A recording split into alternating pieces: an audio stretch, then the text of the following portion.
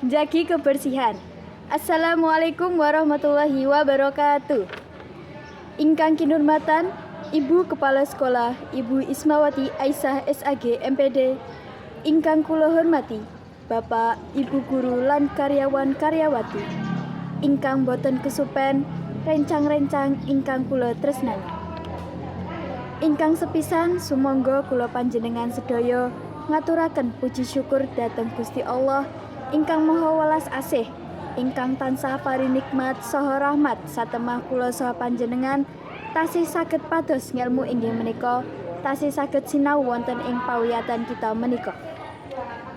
Sholawat saha salam mugi-mugi terlimpah dumateng Kanjeng Nabi Muhammad sallallahu alaihi wasallam lan ugi lumeber dumateng keluarganipun, sahabatipun lan umat ingkang purun nglampahi syariatipun lan benjang angsal syafaatipun wonten dinten kiamat.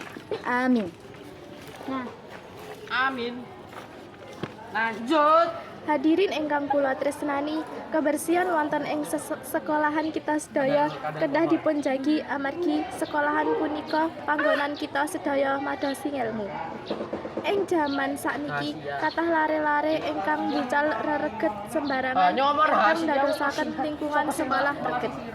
Sekolahan badhe ngawontenaken papan regegan kangge misah limbah antaranipun limbah organik lan limbah anorganik. Tujuan diwontenaken papan regegan nika supados regegan ingkang dibucal lare-lare saged diolah dados hal-hal ingkang miguna. Contohipun limbah organik saged diolah dados pupuk lan limbah anorganik saged diolah dados kerajinan lan saklintunipun. Isor.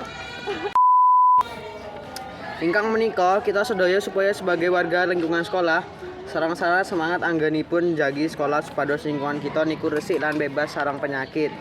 Jagi lingkungan sekolah diwiwiti saking hal alit kayata piket kelas.